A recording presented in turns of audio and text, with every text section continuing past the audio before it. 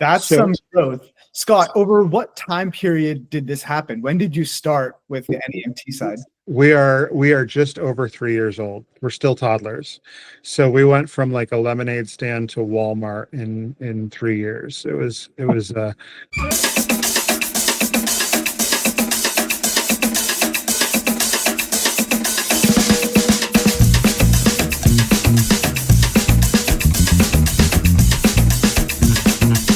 NEMT experts. I've got Scott Symonds with me today, the owner of SmartRide in New Hampshire. Scott, how you doing? great. How are you? Never been better.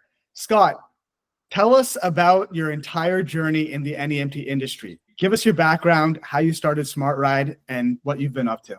Oh, absolutely. So I spent just over 32 years in public safety, EMS, fire service, law enforcement, and obviously had some exposure to the NEMT world through EMS and interactions there. My youngest daughter has cerebral palsy, so we were a consumer of NEMT services probably close to a decade ago, and we kind of saw the missing link in that. We're here in rural New England, so that comes with some challenges in and of itself for resource pools. And the gentleman that we had used a couple of times for my daughter to get to therapy appointments and things like that had announced that he was retiring. And he gave kind of a short window of time, a well-deserved retirement. He was a very busy man, and my wife and I kind of recognized that there was going to be this, critical infrastructure missing point of access to healthcare in rural New England for our area. And so we had just put two kids through college at the time, so we emptied our savings accounts, and we reached out to some other resources and found some used equipment to put on the road. We went from kind of a research and development packet to licensed and credentialed and ready to be on the road in about 31 days from the time we made this decision to go forward. So it was her and myself, and our oldest daughter, Kim, at the time was driving for us. We expected to be in the neighborhood of maybe 8 to 10, 12 trips a week. And just last week, we're averaging about 48 to 56 trips a day. That's some growth. Scott, over what time period did this happen? When did you start with Kim driving and starting the NEMT side? We are just over 3 years old. We're still toddlers. So we went from like a lemonade stand to Walmart in 3 years. It was an interesting process for us. Wow. I love the analogy. The things that we've kind of brought forward from this is we have a huge dedication to customer service. That's one of our biggest things. Safety, customer service, and then reliability, and that marketed itself. We're fortunate in that we have a market area that I had already had professional relationships within, so it was really easy to make that leap to being a service provider for them, where I had spent a long time as a service provider next to them, so to speak. So that was truly a blessing for us, and it's been fun to watch it grow. It's been challenging at times. The hard part with small scalable growth for us was we didn't necessarily have that. So it turned into, anything that we could have made as a small mistake early on quickly became something that could be a big mistake if you didn't pay attention to it. So there were a couple of times where a bigger mistake could have been a smaller mistake if we had a little bit slower scale. But do you mind sharing an example of one of those? Oh yeah. So as we started to get credentialed with brokers, we didn't recognize necessarily what that volume was going to look like coming towards us. And as that quickly became forward, we had to learn how to very intently look at what our scheduling looked like. And when we started, I wish I had it with me. I just had it out the other day. When we started with a pencil and paper calendar, like the Giotto desk calendar that we scheduled everything on. And there were times where we had double booked ourselves and not realized that we had done so. So we had to learn that lesson early on.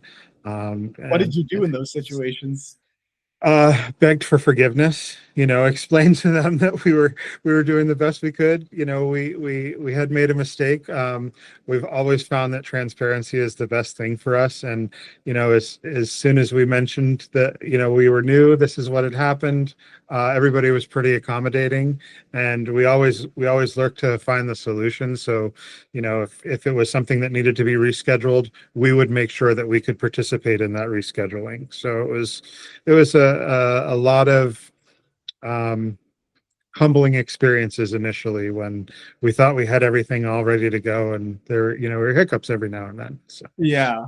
Well, I mean, the problems that you're saying are good problems to have. yes, yes. One of the things, Scott, that I find a lot of NEMT businesses struggle with is they want to build up their private pay work with facilities. In your guys' case, because of your background, having been in this industry for decades, that was sort of already inbuilt for you. Like, you already had the relationships with your hospitals and facilities, and Yeah. the demand was just really high and already there, and you just decided to plug that. And when you did, it seems like there was just like, you couldn't grow organically because you just had to take on all this demand. Yeah. And it came kind of fluidly for us that, we had some services in the area that, their models and operations had changed, and they were no longer either providing that service, or the capacity wasn't there for them to manage it as a part of their operations. And so that then came to us. Fortunately, we were able to kind of grow into that as the time came, but it was a lot of relationship building, and it was, there were, when it was the three of us, there were a lot of really, really long days, because we are 24/7. So, the discharges that came at 3 o'clock in the morning meant that you were finishing that just before your 5 a.m. start for, your dialysis transports and things of that nature. And it was an interesting first 3 years. Absolutely. That sounds pretty intense. I mean, what were these hospitals and facilities doing for their discharges before you guys and SmartRide came onto the scene? A lot of them, they would end up in a holding pattern until somebody from EMS would be able to free up. And for our region, it's not any different than anywhere else in the country. Our EMS resources are so tapped for so many reasons, and between a declining workforce and an increase in volume, and then a decrease in service availability, they would oftentimes have to wait until, a BLS interfacility truck would be available for them to be able to do that. And it was just it was tapping the resources for everything from our 911 volume to everything else.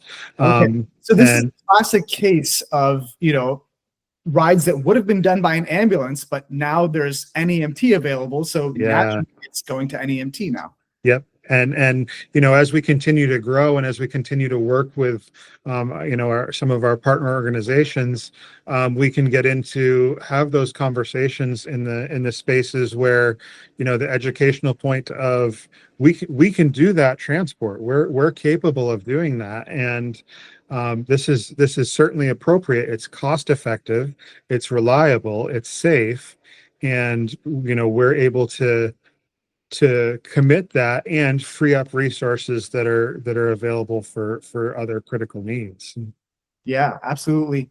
What is sort of the biggest sort of unlocks that you've had to solve like your biggest issues? Like what are the biggest things you've done to bring your business to the next level over the past? We intentionally chose to start to invest in technology, and it was hard initially for us to cross that threshold for a couple of reasons. I had a fear of cost. What is that overhead going to look like for me? And what does that mean to our ability to take care of our drivers and maintain our equipment and all of those things? And what it took for me was the ability to look at other connections, speak with other people who are investing in technology and adding it to their businesses, to recognize that that investment has a return on the investment, and the ability to manage multiple connections, whether it's through brokers or through private payers or facility payers, and put all of those resources in a much more condensed place, like Bambi, and be able to put some of our logistics into that as well, and create transport routes and transport plans that are economically sound and meet the timing that we're looking at as well. And that, coupled with the ability to add in the GPS features and the logistics and plannings features that come with the world of AI as it grows. I had an opportunity to participate in a seminar the other day, and it was a period of it was about artificial intelligence and how it's going to impact so many fields. And if one of the presenters mentioned, if you're in finance, coding, or customer service, make sure that your resume stays active, because there's going to be so many changes in that over the next number of years. With us, finding the right connections, finding the right technology that's supported in a rural environment. We don't have a ton of amazing digital access here in rural New Hampshire. So, finding something that maintains connectivity and stores the information should we be out of that connection range, to be able to be uploaded later or to be able to update later, was hugely valuable for us. And it's helped to improve our operations to the point of planning is so much easier for us. Nice. Tell me this, Scott, over the past 3 years, like if you could go back, what would you do differently? Like, would you introduce certain systems and programs earlier? What would you do over? I think at the point now where I'm at, it's safe to say I feel safer saying the things that I didn't know. And the systems to put in place again came along with truly looking at what we could use for technology, because I believed that we would always stay small, and that we would be able to manage all of the things that we had with that pen and paper, that pencil and paper, and some good communication. But I think the biggest things that I've taken away from it is you have to be willing to change direction, right? If you're riding a horse and it dies, get off. And if the plan needs to change the plan. I have a great staff.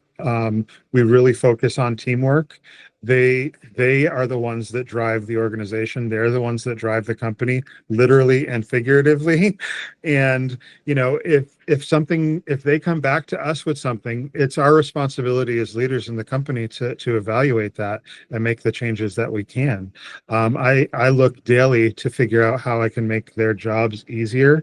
I think the help from that is I will still get in the truck on a Tuesday if I need to get in it. So the ability to look at what I can do to reduce the friction for them to get through their day is better. We're actually in discussions now that we're gonna do our best to go 100% paperless, and that's a goal that we've made for next quarter. The ability for our folks to just get in and do their job and not have to worry about all of those other things, like it's going to be great. Scott, you operate with an 8-vehicle fleet at this point. You've grown there pretty fast. Yeah.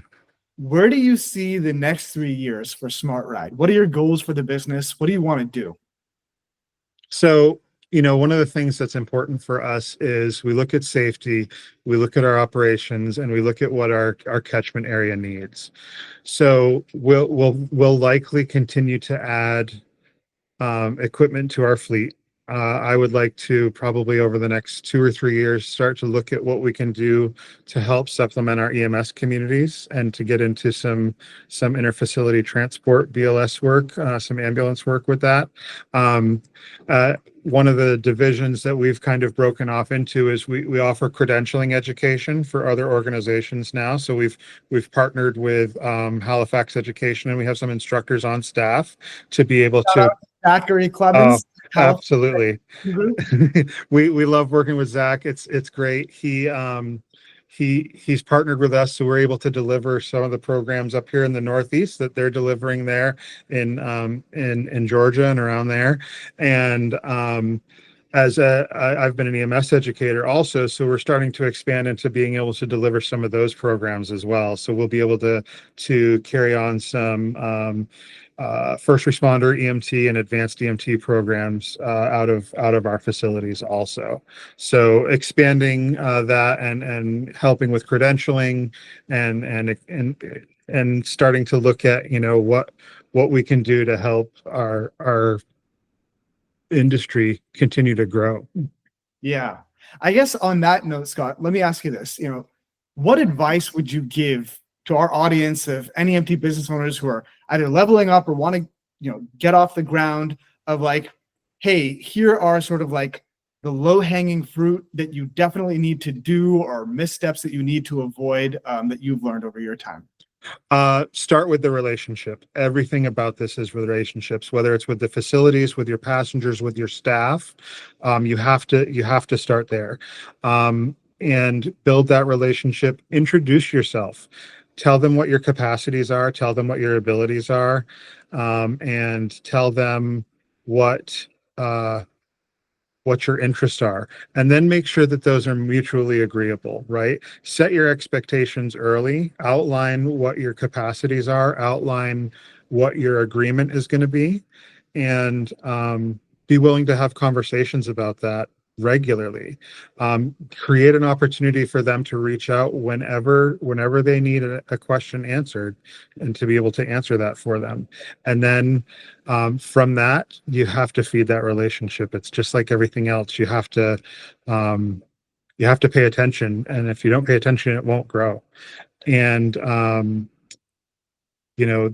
networking portion of things is important.